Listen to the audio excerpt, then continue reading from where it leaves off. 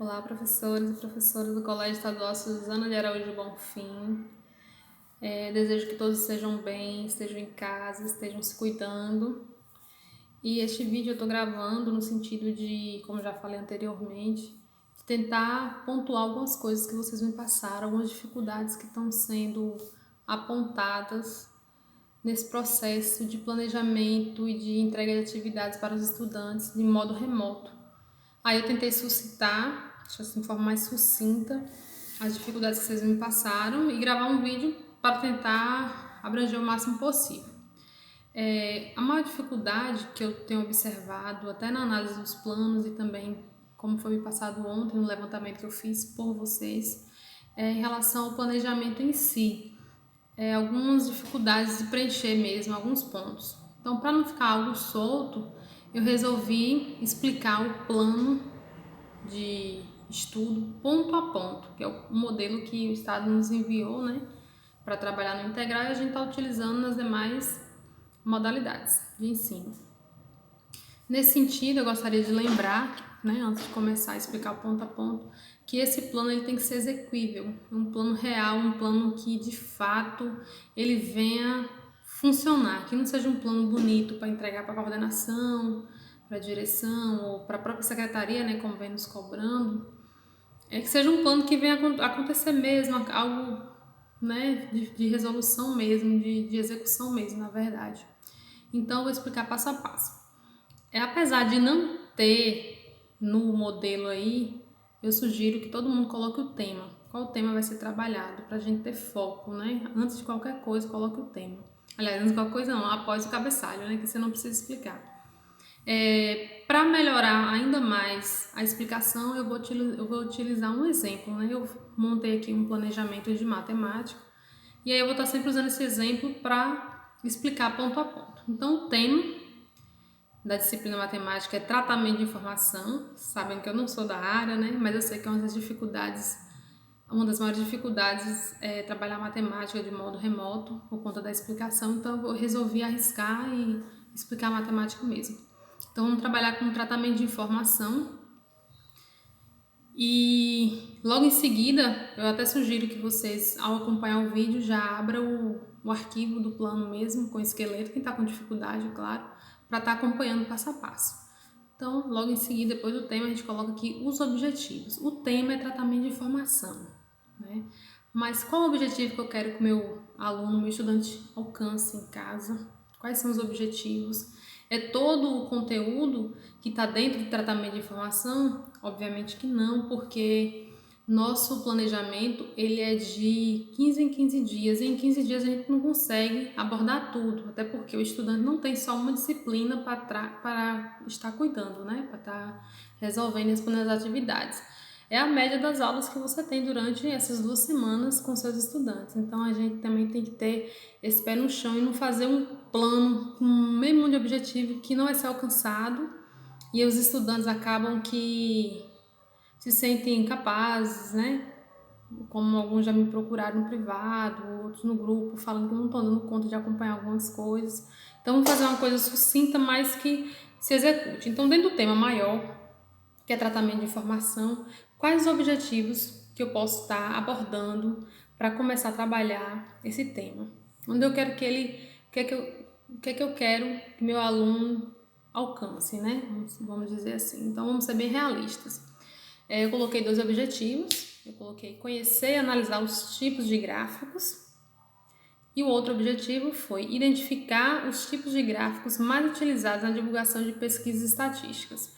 Ver que são 2 planos para quem vai começar a abordar esse conteúdo, né? Não fala tudo de tratamento de informação, mas fala o que é essencial para esse período de 2 semanas, de forma que dá para executar e ter um resultado bem bacana.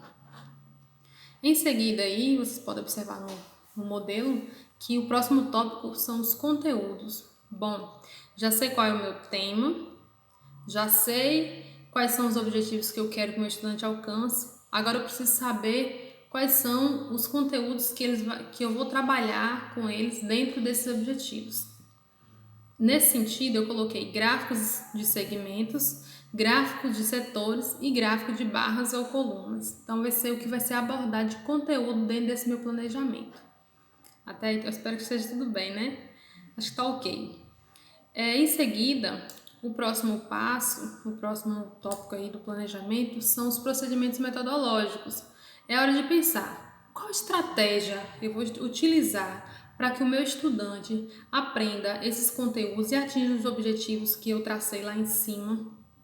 É a hora do professor lembrar que ele não está mais em sala de aula com um pincel, né, com um quadro branco e um livro didático, e sim com um computador e um celular à frente, sabendo que muitas vezes o aluno vai ter até o celular mesmo.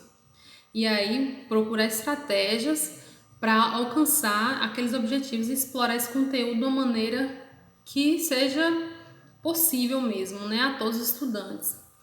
Então, é o processo de criatividade do professor mesmo, né? A pessoa que domina o conteúdo, ele tem mais facilidade ainda de encontrar meios para alcançar esses objetivos, né? Meios dos procedimentos metodológicos. Então, a primeira coisa que você vai definir nesse processo é o período. Qual é o período que eu tenho para executar esses conteúdos? Nós estamos trabalhando com 15 dias, né? Então, colocar lá de tal a tal data. No meu exemplo, eu coloquei assim: primeiro procedimento metodológico, leitura de um texto sobre os tipos de gráficos e sua utilização. Então, nesse momento, eu vou pegar qualquer texto, colocar lá um textão bem grandão, porque tem muito conteúdo e tal. Não. A gente tem que pensar que nossos estudantes estão lidando com inúmeras disciplinas, com livros para fazer leitura, resenha, resumo, assistir filme, outras resoluções, outras áreas também, né?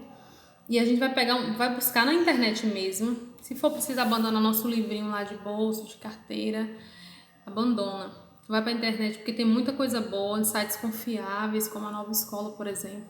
E procurar aquele conteúdo de maneira sucinta, mas que dê conta, né? Que atinja tudo o que você quer dentro daquele processo ali de aprendizagem, né? Então, procurar um texto bom, com imagem, né? De uma leitura fácil, de um diálogo fácil, porque o seu estudante não vai contar com você na casa dele para estar explicando, mostrando o que ele não entendeu, perguntando. Então, buscar sempre um texto fácil, né? Um texto fácil, com imagens, né? Com exemplificações.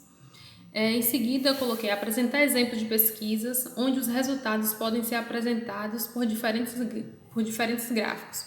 Então, a gente acredita que o exemplo ainda é a melhor forma de ensinar. Então, após passar esse texto explicativo dos conceitos mesmo, eu sugiro que apresente gráficos com pesquisas reais, pesquisas que sejam até interessantes. Por exemplo, agora mesmo do coronavírus é um exemplo, né, de pesquisa interessante e tantas outras. Evasão escolar, número de mulheres que abandonam o colégio, os estudos após engravidar. Então, buscar trazer dados interessantes para que os alunos se envolvam naqueles exemplos. Então, se a gente entende que o exemplo ainda é a melhor forma de ensinar, então vamos colocar exemplos muito bons para que depois, quando ele for resolver suas resoluções mesmo lá dos exercícios que você for passar, ele possa até recorrer ao exemplo para lembrar como é que se faz a atividade sozinho, né? Então, vamos utilizar exemplos atuais, disponíveis, imagens coloridas, explore. Em seguida, eu coloquei assistir a videoaula disponível no site do MTech, aí coloquei até a referência, né? E o tema da aula, que é gráficos, a comunicação da atualidade. É interessante não escolher um vídeo por escolher. Fui lá no YouTube e vi lá falando gráficos ou tratamento de informação, baixei e mandei para os meninos, ou mando só o link. Não, o que eu tenho observado é que não todos, né, mas alguns vídeos, eles têm sido enviados para os estudantes não com análise muito criteriosa, porque apesar do tema estar sendo abordado, do professor ser muito bom, está numa linguagem muito difícil para os estudantes, até porque esses vídeos no YouTube, em sua maioria, são produzidos para pessoas que estão estudando para concurso, né, para cursinho pré-vestibular, então o nível é outro. Nossos estudantes ainda estão no ensino médio, com todas as mazelas e deficiências que vocês já sabem quais são. Então, a minha sugestão é buscar o MTech, como eu já sugeri anteriormente. Lá as videoaulas foram gravadas Foi feitas ao vivo, gravadas para estudantes do estado da Bahia. Então já é uma linguagem, uma exemplificação de fácil acesso. E além do respaldo que você vai ter de estar utilizando as coisas do próprio estado, né? Se a pessoa não está com essa vontade de utilizar, não gostou dos vídeos MTech, eu sugiro, inclusive, que ligue a câmera do celular e grave, né, as explicações, até porque nossos estudantes, eles estão acostumados com sua linguagem, né? Está acostumado com o seu modo de falar, de explicar, a sua paciência. E talvez um vídeo gravado pelo próprio professor explicando um determinado conteúdo, independente da matéria, vai até facilitar esse processo. Então fica aí a sugestão também, acho interessante. Em seguida eu coloquei indicar no livro didático onde se encontra o tema tal, né, o tema exatamente de formação, para que o aluno possa revisar e reforçar o conteúdo. Então, já tivemos o texto, que você pesquisou na internet e mandou, os exemplos de gráficos, uma videoaula explicativa com a linguagem bem massa, e depois a indicação do próprio livro didático para que ele venha reforçar e recorrer àquele conhecimento, né, aquele conteúdo na hora que ele for estudar e até resolver suas atividades mesmo. Em seguida eu coloquei resolução de atividades. E aqui eu fico lembrete, nada de exageros, nada de botar 30, 40 questões, né, como a gente tem observado. Por quê? Porque não é execuível. Nosso estudante não vai dar conta de fazer tantas questões sozinhos, tema novo, assunto novo, né? Porque essa pandemia chegou justamente no início do ano, não tem turma ainda que não tem aluno que nem teve aula ainda por conta das chuvas e transporte escolar. Então coloque poucas questões, mas bem contextualizadas, né? Feitas a partir, pensadas a partir de algo que possa ser exemplificado com a realidade dos nossos estudantes, do município, né, da região, e que faça com que eles pensem mais, abram a mente ainda mais. Como assim? Em vez de colocar só uma conta lá, um probleminha, contextualizar, problematizar, para que o aluno pense aquilo antes de resolver a conta. E outro ponto, outro procedimento metodológico sugerido aqui no meu planejamento é que após essa resolução de atividades, né, deixar um pós-atividade. Como assim, Pro? Pesquisar na internet informações sobre a pandemia do coronavírus relacionadas, por exemplo, ao distanciamento social, que estejam apresentadas por meio gráficos. Em seguida, você poderá postar o resultado da sua pesquisa na rede social, Facebook, Instagram, WhatsApp, com a finalidade de conscientizar os seguidores sobre a importância de estarmos separados nesse momento. Então, observe que esse trabalhozinho de pesquisa vai fazer com que o aluno consolide ainda mais o conteúdo, que é tratamento de informação por meio de gráficos, tabelas, enfim, e se conscientize do processo que a gente está vivendo, né, desse tempo de pandemia, né, do coronavírus. E ainda motive outras pessoas, porque ele está usando a rede social, né? Então, é um trabalho contextualizado que vai atender sua demanda de matemática e vai, né, motivar os alunos a fazerem, porque tudo que mexe com rede social, com pesquisa, com informação, o que sai do trivial, movimenta os estudantes. Eu sempre falo, né? Esses estudantes, eles nasceram na era digital. Então, para eles, tudo isso é com muita afinidade. A gente que é imigrante digital, então a gente tem um pouco de dificuldade, mas para eles são motivados pelo digital, né? Então, sempre que fizer uma atividade, lançar algum desafio, uma espécie de fórum, por exemplo. Antes de abordar um conteúdo desse, pode colocar um fórum, né? Um fórumzinho lá. O que é que vocês acham disso? Tal? Vocês utilizam tabelas no seu dia a dia, gráfico para identificar, vocês acompanham no jornal, tal. E aí sugerir que cada estudante responda aquela pergunta, aquele comentário, né? Dê sua opinião, e que cada estudante comente a opinião de mais dois colegas para também motivar a informação e você também saber em que nível seus estudantes estão de tal assunto. E aí, a gente tem um planejamento simples, básico, mas de forma que dá para ser executado. O próximo tópico aí é meio de comunicação utilizado. No caso, eu coloquei o WhatsApp e Google Classroom, que é o que vocês vão usando bastante, né? A sala de aula do Google. E os materiais didáticos utilizados. Textos de página da internet, aí bota lá o link.